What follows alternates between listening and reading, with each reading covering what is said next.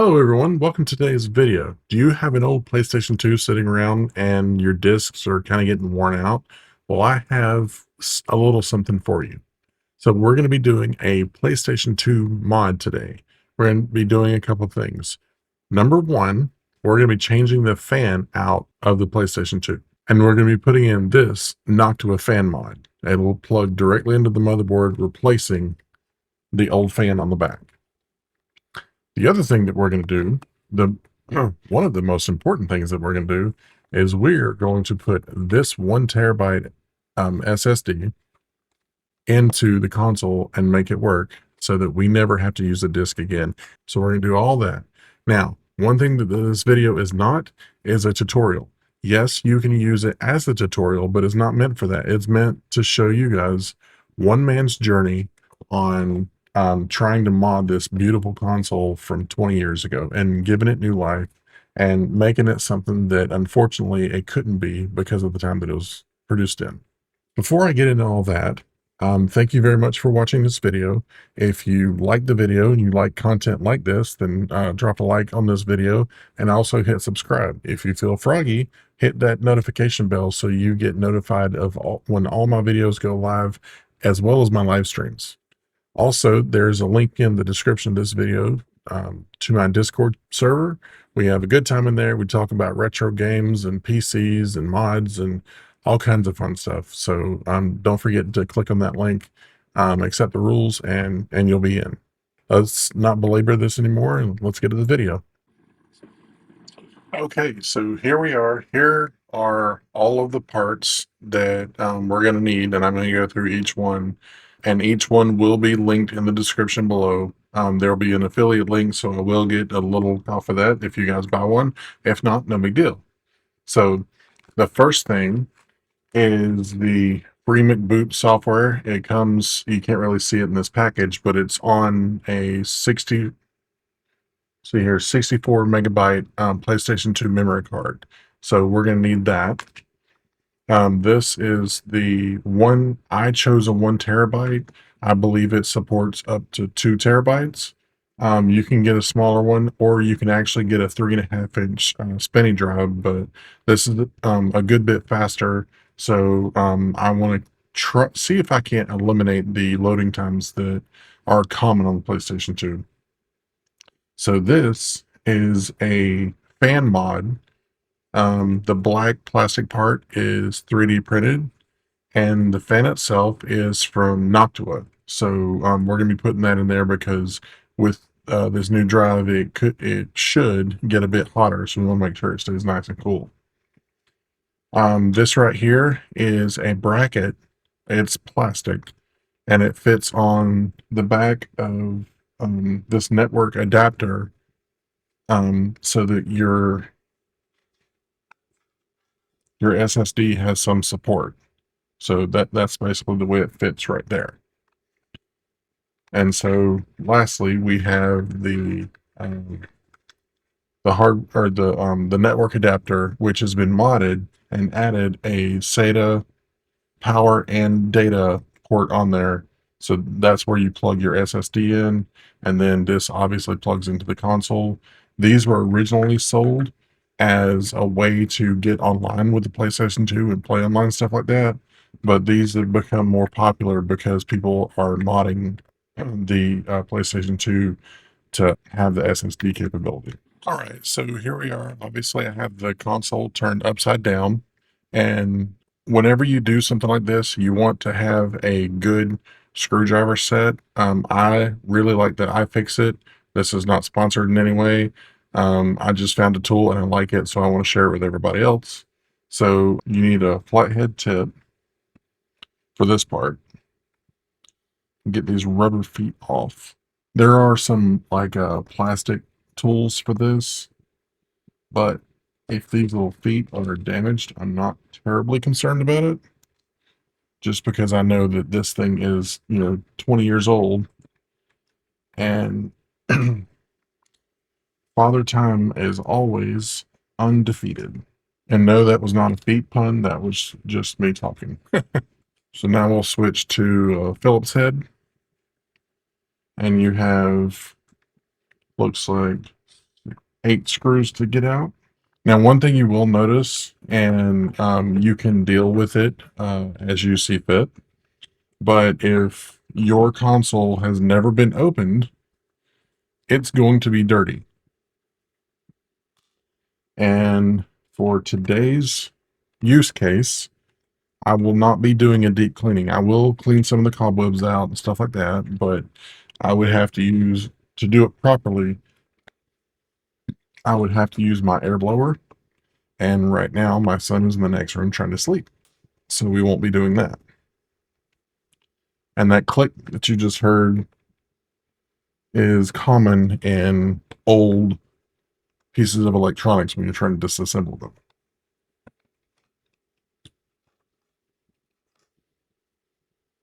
especially when they're that long. So before we try to take the cover completely off, we got to make sure that our power and reset, or excuse me, power and eject buttons are out of the way and not going to be damaged in this process. Because in prepping and doing all the research and everything for this video, there were some people who did wind up damaging them. So you got to kind of lift the back up and push it forward to get around the disc tray, and then flip it over like this. There we go. So pull up and back a little bit, and then this just comes out like that. And I will clean this out whenever we go to reassemble. There is our fan right there. Oh, that's right. This has to come out. Got your power input. And then, let's see here. This is my, like I said, this is my first time doing this. So I don't have all the steps memorized. That's why I said at the beginning of the video, this isn't really like a how-to on this. This is just me journeying and bringing you guys along with me. And that's okay, because I personally believe that if you learn to do something yourself, that empowers you and anybody that you can teach it to. And before I edit this video, I'll probably have to go back and watch this part to make sure that I put everything in the right spot. I have to get another piece of tape for that one, because it holds that ribbon cable right there. And I got to be honest with you, this console is not as dirty as I would have imagined, because it was given to me in 2020 and I have used it a lot.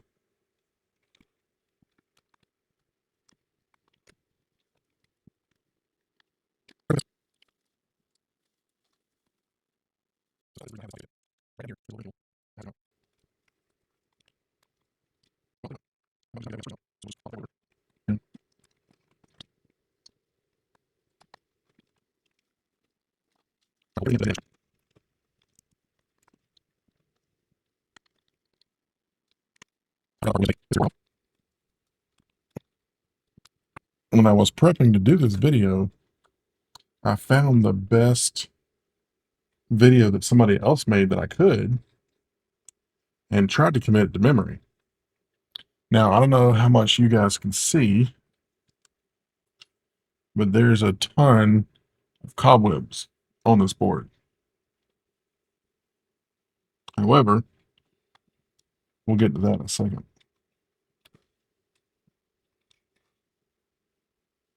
Because right there is the connector we're after.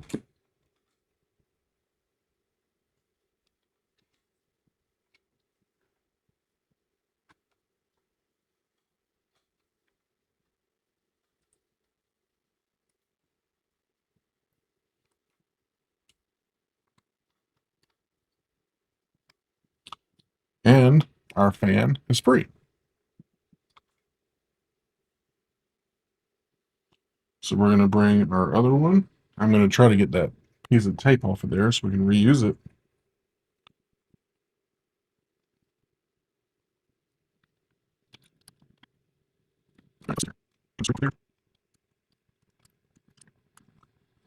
So disconnect this little guy and then plug him in. Now I'm going to take this off camera and blow it off. Okay, I think I got most of it out of there. Not necessarily perfectly clean by any stretch of the imagination, but it's way better than what it was.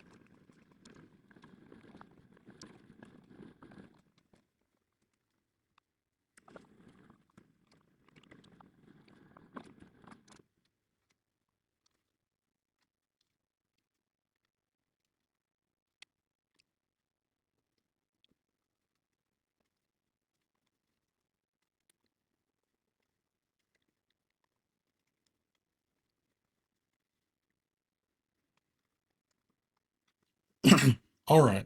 So, one thing that you do want to be careful of whenever you're reassembling your PlayStation, if you do this, that silver ribbon cable that you saw me fighting with, um, there is a chance if you don't, if you're not real careful with it, which I'm pretty sure I was this time, but we'll see.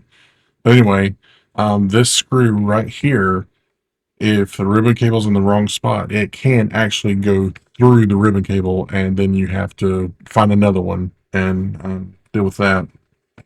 but all the screws went in. This one was giving me a little bit of trouble, and so I saved it for last. But all the rest of them went in, and as you can see, everything did fit back together nice and snug. So, what we are going to do next is see if I can't get some power up here.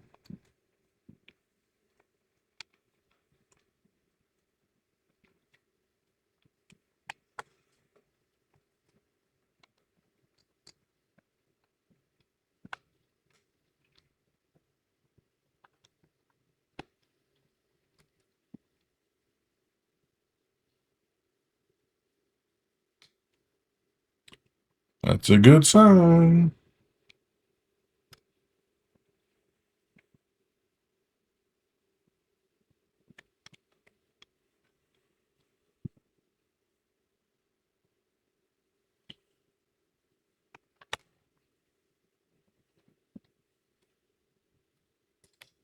I don't know if you can see the fan, but it is spinning. So that part is a success.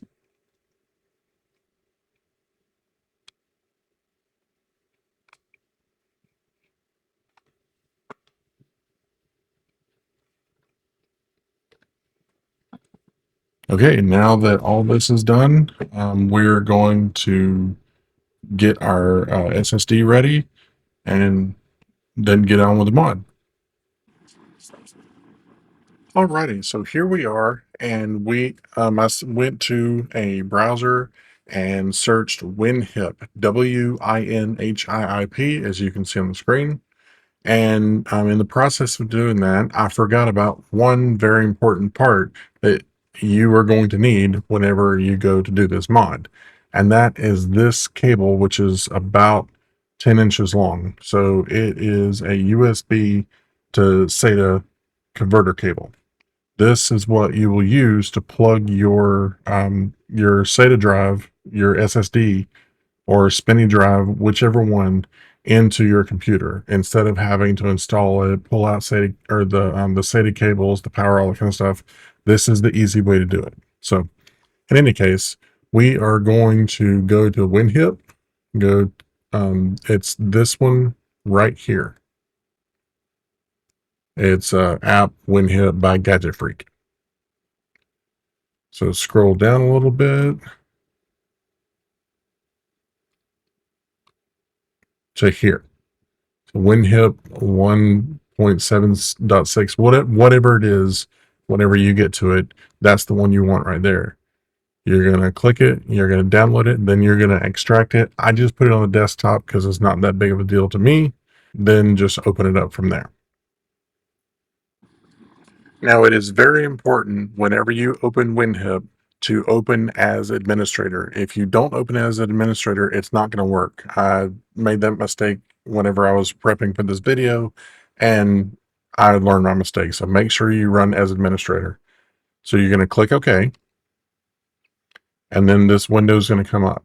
You're going to click Select Drive, and make sure that you know which one you're clicking on. In this case, mine is going to be drive number 5. So I'm going to click on that.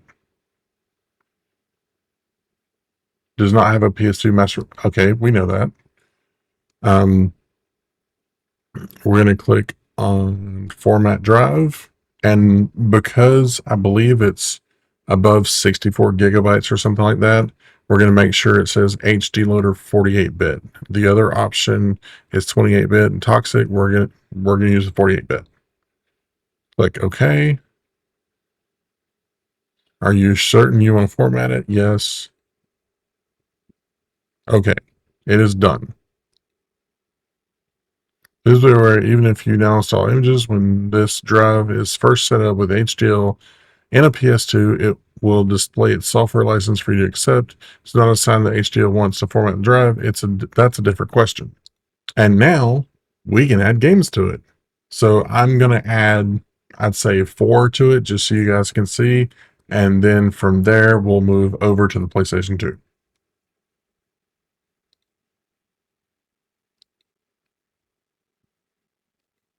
Okay, I have my 4 games selected. And now we're going to let it do its thing. Just click on open on your Windows Explorer. It comes up with the games that you selected, and then click start. And now we wait. So you can go back and do this multiple times, as many times as it takes for you to get all of the games that you're after onto your drive, and then have at it. As many games as your drive will take, that's how many you can put on there. Honestly, I probably could have picked some smaller games, but those are the ones that stuck out to me the most. Those are the ones that I play the most on the PlayStation 2. Okay, so all of the images have been copied to the hard drive. So now we're going to get the PlayStation 2 hooked up, get everything plugged in, and I'll see you back in a minute. Now what we're going to do is you're going to take the FreeMcBoot memory card that I mentioned earlier, and you're going to stick it into the PlayStation 2 before turning it on. And whenever you turn it on, it's going to look like this. Unless you are able to save it to your hard drive or something like that. I'm actually not sure that's possible. This is my first time doing this, so like I said earlier, we're learning together. Maybe it is, maybe it isn't. That's something I'll have to look into. However, whenever you load it up the first time, there's some settings you're going to have to play with just to make sure that it's going to work. And I've already gone through and done it, but I'll show you guys anyway. So the first thing you're going to do is you're going to scroll down and you're going to open up OPNS2LD or OPL loader. So, excuse me, click X to do that. And yours will not show that any games are available, even though mine does. Like I said, I've already done this, but I'm going to show you guys how to do it.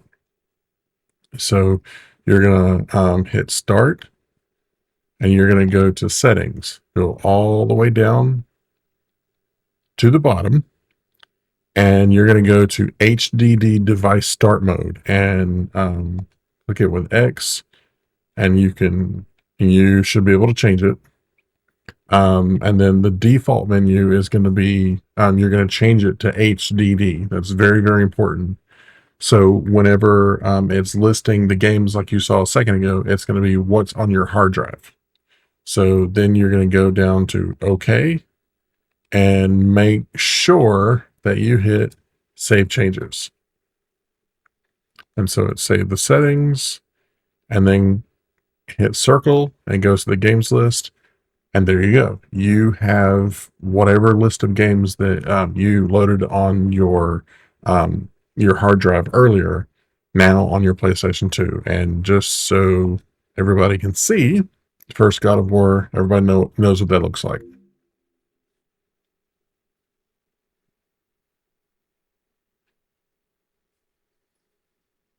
Like I said, this is my first time actually launching a game, and this looks so good.